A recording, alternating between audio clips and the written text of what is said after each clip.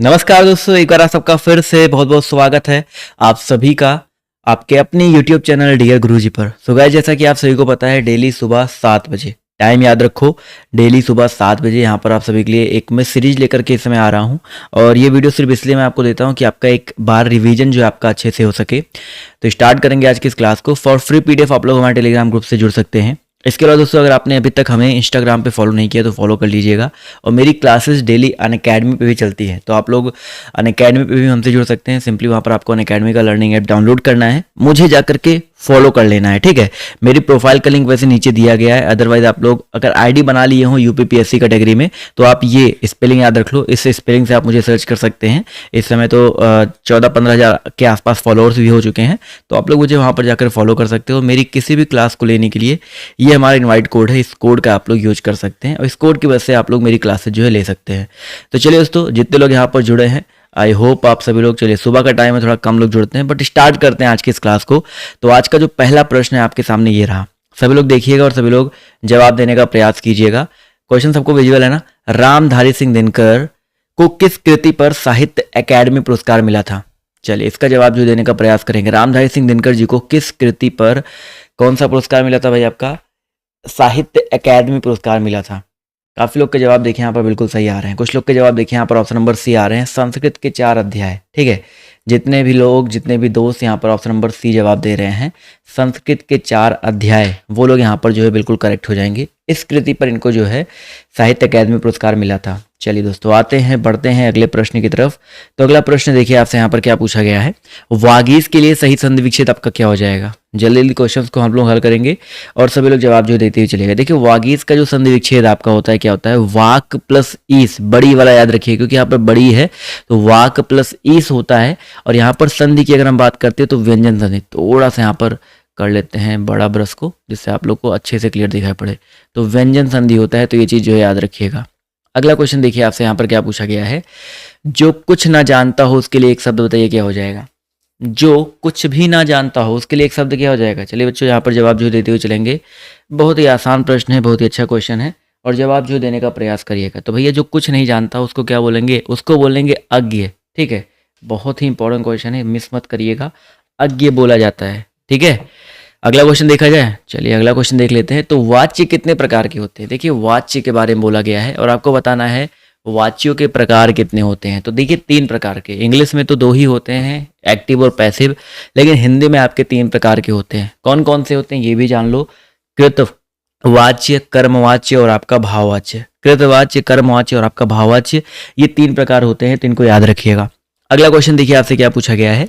जो आपका सम दिया गया है, सम उपसर्ग से बना शब्द निम्नलिखित में से कौन सा है? समाज, सम्मति, समान या सामाजिक, किसमें सम उपसर्ग लगा है? आपको बस सिंपली ये बताते हुए चलना है। देखते हैं भैया जी यहाँ पर कितने लोग सही जवाब देते हैं। अच्छा प्रश्न है, अच्छा क्वेश्चन है और जवाब देखिए धीरे धीरे यहाँ पर आना शुरू हो गया है। तो क्वेश्चन कहाँ गया भाई? क्वेश्चन यहाँ पर आपका क्या हो जाएगा? ऑप्शन नंबर बी वाला, सम्मति। सम्मति की अगर हम बात करते हैं तो यहाँ पर जितने लोग जवाब दे रहे हैं ऑप्शन नंबर बी वाले, वो लोग यहाँ पर बिल्कुल करेक्ट हो जाएंगे। अगला क्वेश्चन पूछा गया है कि धाक जमाना, इस मुहावरे का अर्थ बताइए क्या हो जाएगा? धाक जमाना, इस मुहावरे का जो अर्थ है आपका क्या हो सकता है? अच्छा प्रश्न है, अच्छा क्वेश्चन है और धीरे धीरे यहाँ पर देखिए जवाब आना शुरू हो गया है। तो इस प्रश्न का जो सही उत्तर आपका हुआ भाई धाक जमाना। मैं तो धाक जमा रहे हैं, वो रोब जमाना, बिल्कुल सही बात है, रोब जमाना। जितने लोग जवाब दे रहे हैं ऑप्शन नंबर ए, वो लोग यहाँ पर बिल्कुल करेक्ट हो जाएंगे। अगला क्वेश्चन साथियों देखिए क्या पूछा गया। निम्नलिखित वाक्य में विशेषण पदबंध आप सभी को छाटते हुए चलना है। विशेषण पदबंध यहाँ पर बताइए क्या हो जाएगा? देखिए पदबंध क्या होता है, मतलब पद का आप कह सकते हैं यहाँ पर पदबंध, यहाँ पर वो विशेषण पदबंध छाटना है। 12 नंबर क्वेश्चन है, जवाब जो है देते हुए चलिएगा। तो यहाँ पर लोग स्वस्थ रहते हैं, रोज कसरत करने वाले लोग या रोज कसरत करने वाले। देखो अगर लोग ना लगाएंगे, लोग लगा देंगे तो ये संज्ञा में चला जाएगा। अगर लोग नहीं लगा तो सिर्फ विशेष, जो रोज कसरत करने वाले, एक विशेषण बता रहा है, विशेषता बता रहा है, तो ये आपका ऑप्शन नंबर जो इसका सी है यहाँ पर ये बिल्कुल करेक्ट हो जाएगा। जितने भी लोगों ने यहाँ पर ऑप्शन नंबर सी जवाब दिया है वो लोग यहाँ पर बिल्कुल करेक्ट हो जाएंगे। चलिए साथियों, आते हैं, बढ़ते हैं अगले प्रश्न की तरफ। तो आपसे क्या पूछा गया? लता उगती है, इस वाक्य का बहुवचन बताइए क्या हो जाएगा? लता उगती है, इस वाक्य का बहुवचन बताइए क्या हो सकता है? अच्छा प्रश्न है, अच्छा क्वेश्चन है। सभी लोग यहाँ पर जवाब जो देने का प्रयास करेंगे। धीरे धीरे यहाँ पर जवाब देखिए आना शुरू हो गया है। तो उसको याद रखिएगा, इसका जो सही उत्तर आपका हो जाएगा लता, एक वचन का बहुवचन बनाते हुए लताएं हो जाएगा। लताएं उगती हैं, तो ये वाला जो लताएं हैं उगती हैं, यहाँ पर जितने लोग ऑप्शन नंबर सी जवाब दे रहे हैं वो लोग यहाँ पर जो है बिल्कुल करेक्ट हो जाएंगे। चलिए दोस्तों, अगला क्वेश्चन देखिए आपसे यहाँ पर क्या पूछा गया है।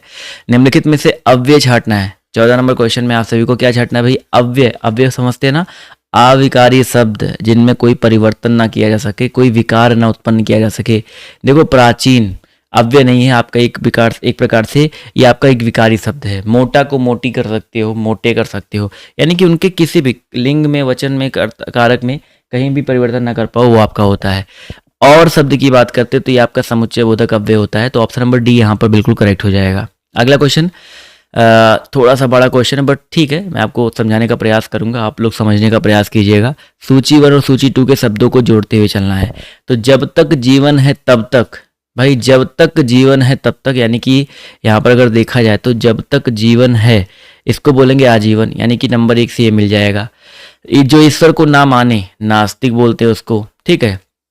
पहले का आपका देखिए ई है, तो पहले का ई देखो सिर्फ ऑप्शन नंबर सी में आ रहा है, तो इस हिसाब से भी हम लोग सी पे टिक कर सकते हैं, ठीक है। उसी प्रकार देख लो, जिसे किसी बात की जानने की इच्छा हो उसको जिज्ञासु बोलते हैं, ठीक है। नंबर 4 वाला हो गया, 4 का देखिए बड़ा हो गया। और जो सब कुछ जानता है उसको सर्वज्ञ बोलते हैं। तो यहाँ पर देखिए हमने लिख भी दिया है, मिला भी दिया है, ऑप्शन नंबर सी पर टिक भी कर दिया है। तो बताइए और क्या चाहिए आपको, और कुछ चाहिए तो बताइए, वो भी आपके लिए किया जाए। अगला क्वेश्चन देखिए आपसे क्या पूछा गया है। निम्नलिखित में से आप सभी को पुरुष लिंग शब्द जो है छांटते हुए चलना है। आशा, नाम से ही क्लियर हो रहा है ये आपका स्त्रीलिंग होगा, ठीक है। अगर हम बात करते हैं ऑप्शन नंबर डी के बारे में, सागर जो शब्द दिया गया, आशा गरिमा तो वैसे ही आपका एलिमिनेट हो गया, ये आपके स्त्रीलिंग होते हैं। आज्ञा ली जाती है, कहते हैं ना भाई आज्ञा ले लीजिए, तो यहाँ पर ये आज्ञा वैसे भी स्त्रीलिंग होता है। पुल्लिंग शब्द आपका यहाँ पर जो आपका क्या होता है, आपका सागर होता है। क्लियर है। अगला प्रश्न देखिए आपसे क्या पूछा गया है। उत्क्षिप्त व्यंजन बताइए कौन सा हो जाएगा। 17 नंबर क्वेश्चन है, आप सभी को यहाँ पर उत्क्षिप्त व्यंजन बताते हुए चलना है। पा, फा, ऊ, बड़ा ऊ। उत्क्षिप्त मैंने आपको बता रखा है 2 होते हैं। कौन कौन से 2 उत्क्षिप्त व्यंजन होते हैं? ड़ा और ढा, ठीक है। इनको द्विगुण व्यंजन भी बोलते हैं, उत्क्षिप्त व्यंजन भी बोलते हैं। तो ये चीज़ जो बिल्कुल मिस मत करना। ऑप्शन नंबर सी जितने लोगों ने जवाब दिया है वो लोग यहाँ पर बिल्कुल करेक्ट हो जाएंगे। अगला क्वेश्चन, इनमें, एक मिनट रुक जाओ भाई, इनमें से प्रेरणार्थक क्रिया बताइए कौन सी है। प्रेरणार्थक क्रिया बताइए कौन सी हो जाएगी। कटवाना, कटना, मारना, खाना। तो भैया प्रेरणार्थक मैंने क्या बोला था कि कोई काम, कोई क्रिया खुद से ना करके किसी और से करवाई जाए। तो कटना मतलब ये खुद पे हो रहा है, मारना खुद से कर रहे हैं, खाना खुद से कर रहे हैं, कटवाना देखिए किसी और से कटवाया जाएगा तभी तो, अगर खुद से करेंगे तो काटना हो जाएगा, किसी और से करवाएंगे तो कटवाना हो जाएगा। तो जितने लोग यहाँ पर ऑप्शन नंबर ए जवाब दे रहे हैं वो लोग यहाँ पर बिल्कुल करेक्ट हो जाएंगे। अगला क्वेश्चन देखिए आपसे यहाँ पर क्या पूछा गया है, ध्यान से देखिएगा और सभी लोग जवाब दीजिएगा। राम ने रावण को बाण से मारा। तो आप लोग बताते हुए चलेंगे भाई यहाँ पर इस वाक्य में स्थूलांकित कारक क्रमशः किस प्रकार हैं। ये अच्छा प्रश्न है, देखते हैं कितने लोग यहाँ पर इसका जवाब जो है सही देते हैं। थोड़ा सा प्रयास करो जवाब देने का, जवाब आपका आएगा, क्यों नहीं आएगा भाई। यहाँ पर राम ने रावण को, देखो राम ने यानी कि कर्ता कारक पहले आ जाएगा, रावण को कर्म कारक, बाण से कर्ण कारक। तो कर्ता, कर्म और कर्ण, पहले कर्ता है फिर कर्म है फिर कर्ण है। तो जितने लोगों ने यहाँ पर ऑप्शन नंबर डी जवाब दिया, देखिए क्रमशः आपको क्लियर हो गया। तो जितने लोगों ने यहाँ पर ऑप्शन नंबर जवाब दिया है डी वाला, वो लोग यहाँ पर बिल्कुल करेक्ट हो जाएंगे। अगला क्वेश्चन पूछा गया आपसे यहाँ पर, चिंतामणि किसका निबंध संग्रह है। चिंतामणि किसका निबंध संग्रह है। बाल मुकुंद गुप्ता जी का है या हजारी प्रसाद द्विवेदी जी का है, आचार्य रामचंद्र शुक्ल जी का है या किसी और का है। तो आचार्य रामचंद्र शुक्ल जी का है, इसको याद रखिएगा। चिंतामणि आचार्य रामचंद्र शुक्ल जी का निबंध है। क्लियर है। चलिए अगला क्वेश्चन, इत्यादि बताइए, इत्यादि संकेतक चिन्ह है। कहते हैं भाई डॉट डॉट डॉट डॉट लगा दो तो क्या हो या इत्यादि हो जाता है। सबने पढ़ रखा होगा, बचपन से पढ़ रखा होगा। तो इत्यादि का क्या हो जाएगा, ऑप्शन नंबर ए वाला हो जाएगा। तो जितने लोग यहाँ पर ऑप्शन नंबर ए जवाब दे रहे हैं वो लोग यहाँ पर बिल्कुल करेक्ट हो जाएंगे। अगला क्वेश्चन, राह खर्च का सही समासिक विग्रह निम्नलिखित में से कौन सा है। राह खर्च, इसका सही समासिक विग्रह बताइए क्या हो जाएगा। अच्छा प्रश्न है, अच्छा क्वेश्चन है, थोड़ा सा यार कोशिश तो करो भाई।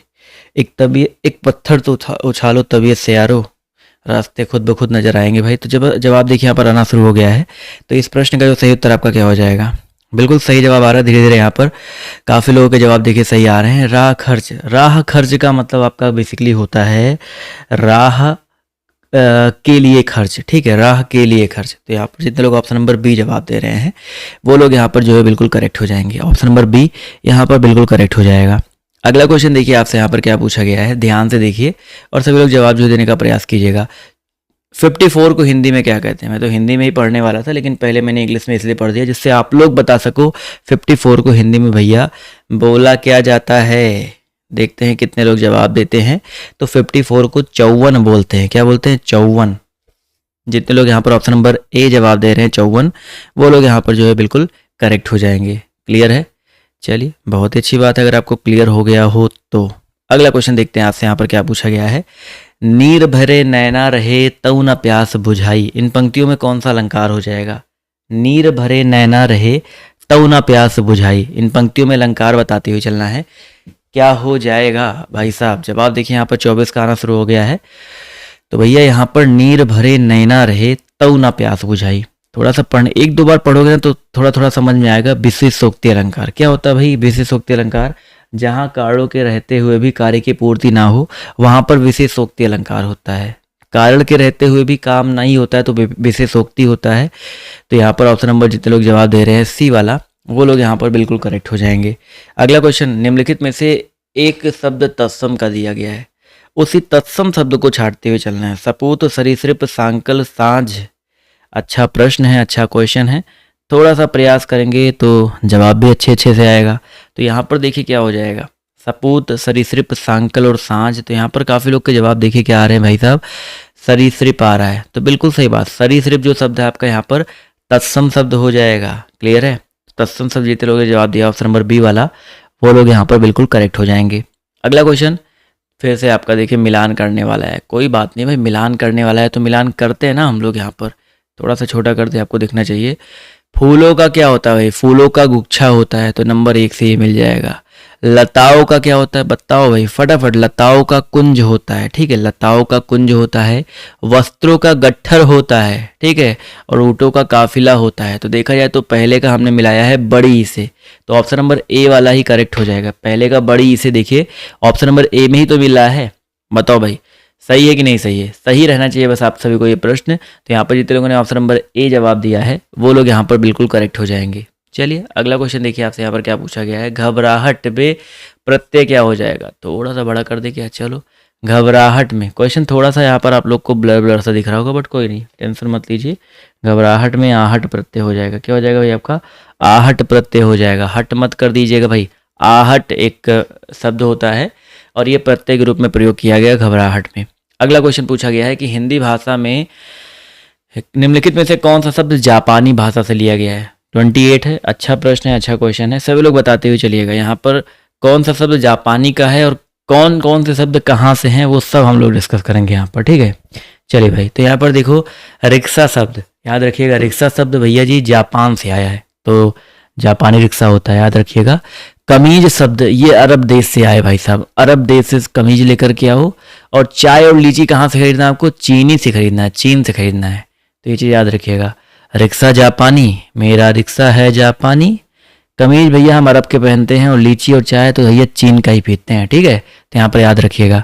अगला प्रश्न देखिए आपसे क्या पूछा गया है। अंग अंग ढीला होना, इस मुहावरे का अर्थ बताइए क्या हो जाएगा? अंग अंग ढीला होना, कहते नहीं भाई अंग अंग ढीला हो गया आपका, तो क्या हो जाएगा? 29 नंबर क्वेश्चन है, जवाब देखिए आना शुरू हो गया है। तो साथियों याद रखिएगा, अंग अंग ढीला होना इस मुहावरे का अर्थ हो जाएगा बहुत थक जाना। कभी कभी मेरे साथ भी होता है, बहुत जब थक जाते हैं, जैसे कल हुआ था। आप लोग कहते सर जी कहाँ चले गए, क्लास आपकी कहाँ चली गई शाम को 5 बजे वाली, ठीक है। तो ऑप्शन नंबर डी यहाँ पर बिल्कुल करेक्ट हो जाएगा। अगला प्रश्न देखिए आपसे पूछा गया है। निम्नलिखित में से तद्भव शब्द को पहचानते हुए चलना है। तद्भव शब्द क्या हो सकता है? पाषाण, कंकड़, प्यासा, पक्ष। तो यहाँ पर तद्भव शब्द की अगर हम बात करते हैं तो पाषाण। काफी लोग के जवाब देखिए ऑप्शन नंबर ए आ रहे हैं, बट यहाँ पर भाई तद्भव बताना है। पाषाण पत्थर का तत्सम होता है। प्यासा शब्द पिपासा का तद्भव होता है, ठीक है। तत्सम तद्भव लोग कंफ्यूज आते हैं, कभी कभी तत्सम के स्थान पे तद्भव, तद्भव के स्थान पे तत्सम को कर देते हैं। तो यहाँ पर प्यासा शब्द जो आपका हो जाएगा तद्भव शब्द। चलिए अगला क्वेश्चन पूछा गया आपसे यहाँ पर, अशुद्ध वाक्य पहचानिए। 31 नंबर क्वेश्चन है, अशुद्ध वाक्य पहचानते हुए चलना है यहाँ पर। सीता घर चली, राम पहाड़ पर चढ़ा, राम ने ग्रंथ पढ़ा, हमने सामने बैठे। तो पढ़ने में थोड़ा अजीब सा कौन सा लग रहा है? वियर्ड सा कौन सा लग रहा है पढ़ने में? आप लोग बताओ भाई, पढ़ने में कौन सा वियर्ड सा लग रहा है? हमने सामने बैठे, तो भाई हम सामने बैठे अगर लिखा गया होता तो भी थोड़ा सही होता। तो यहाँ पर देखा जाए तो ऑप्शन नंबर जितने लोगों ने जवाब दिया है डी वाला, यहाँ पर हम सामने बैठे, ये आपका करेक्ट होगा। हमने सामने बैठे, ये आपका करेक्ट नहीं होगा। अगला क्वेश्चन पूछा गया है, जिस वाक्य में साधारण और मिश्र वाक्य का मेल संयोजक अवयव द्वारा होता है उसे कैसा वाक्य कहते हैं? साधारण और मिश्र वाक्य का मेल जो है किससे हो? एक संयोजक अव्यय से हो। जैसे संयोजक अव्यय में क्या क्या आते हैं? और आ गया, तथा आ गया, अथवा आ गया, वह आ गया, किंतु आ गया, इसलिए आ गया, तो आपका क्या बन जाता है? संयुक्त वाक्य बन जाता है। क्या बन जाता है दोस्तों? आपका संयुक्त वाक्य बन जाता है। तो जितने लोगों ने यहाँ पर ऑप्शन नंबर बी जवाब दिया है संयुक्त वाक्य, वो लोग यहाँ पर बिल्कुल करेक्ट हो जाएंगे। अगला क्वेश्चन, कहाँ राजा भोज कहाँ गंगू तेली, इस लोकोक्ति का अर्थ बताइए क्या हो जाएगा? कहाँ राजा भोज कहाँ गंगू तेली, चलिए जवाब देखिए आना शुरू हो गया है। तो भैया जब विशिष्ट और सामान्य व्यक्ति की क्या की जाए? तुलना की जाए। विशिष्ट और सामान्य व्यक्ति की तुलना जब की जाती है तो वहाँ पर क्या होता है?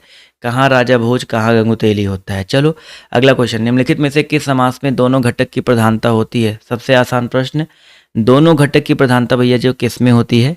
तो बिल्कुल सही बात है सर, द्वंद्व समास। देखो चारों ऑप्शन क्लियर कर देते हैं। द्वंद्व समास में दोनों घटक की प्रधानता होती है। बहुब्री समास में सिर्फ किसकी प्रधानता होती है? किसी भी पद की प्रधानता नहीं होती बहुब्री में। बहुब्री में जो है दोनों पद की प्रधानता नहीं होती, किसी नए पद की ओर संकेत किया जाता है। अव्ययभाव समास में पहला पद अव्यय होता है, पहले पद की प्रधानता होती है। और तत्पुरुष समास में पहला पद क्या होता है? गौड़ होता है, दूसरा पद जो है प्रधान होता है, विभक्ति का विलोप होता है। तो इतना जो है याद रखिएगा आप लोग। चलिए दोस्तों आते हैं, बढ़ते हैं अगले प्रश्न की तरफ। तो अगला प्रश्न देखिए आपसे यहाँ पर क्या कहना चाह रहा है, आपसे क्या पूछना, आपसे क्या निकलवाना चाह रहा है। सोरठा के प्रथम चरण में कितनी मात्राएं होती हैं?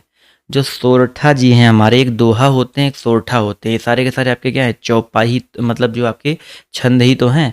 तो सोरठा छंद के प्रथम चरण में कितनी मात्राएं होती हैं? तो सोरठा में याद रखिएगा 11 और 11, पहले में 11, तीसरे में 11, दूसरे में 13, चौथे में 13, ये आपका सोरठा में होता है। तो प्रथम चरण में 11 हो जाएगा।